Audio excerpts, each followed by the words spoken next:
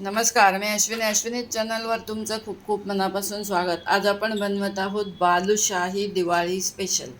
त्यासाठी बघा अर्धा किलो मैदा घेतला आहे सम्राटचा, म्हणजे मोठ्या 2 वाट्या होतं। बेकिंग पावडर, मीठ, हा मैदा मी चाळून घेतला आहे, पूर्ण अर्धा किलो घेतला आहे।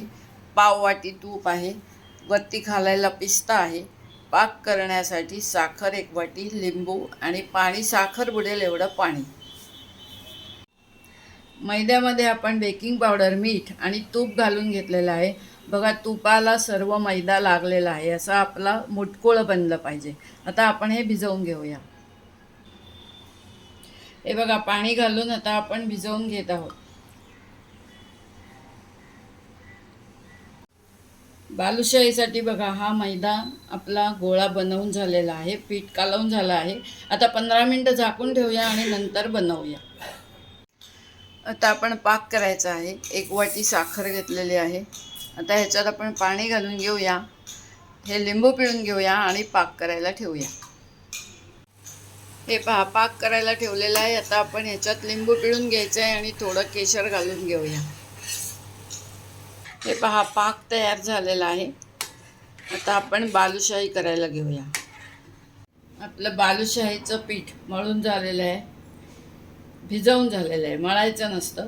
हे बघा हाताने मी फक्त हे असं करून घेत आहे आणि आता आपण ह्याचे गोळे बनवून घेऊया। आपण आता ह्याचे छोटे छोटे गोळे करून घेऊया, जास्ती मोठे नाही करायचे, कारण ही बालुशाही आता तेलातही फुगेल आणि पाकात टाकल्यावर सुद्धा थोडीशी फुगते। हे पहा आपण या आकाराचे गोळे करून ठेवले। तेल तापायला ठेवलं आहे। पसरट भांड्यामध्ये बालुशाही बघा टाकून घेतलेली आहे। आता ह्याला बुडबुडे आले की आपोआप वर आले की नंतर मगच त्या पलटी करायच्या आहेत, ह्याला हात लावायचा नाही।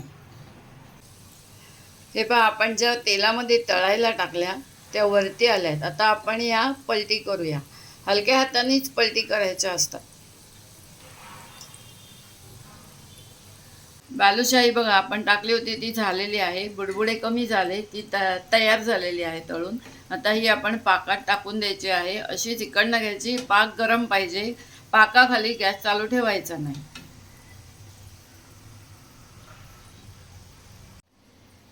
हे पहा आपण बनवलेली बालुशाही एकदम झकास झाली आहे, रसाळ बालुशाही झालेली आहे।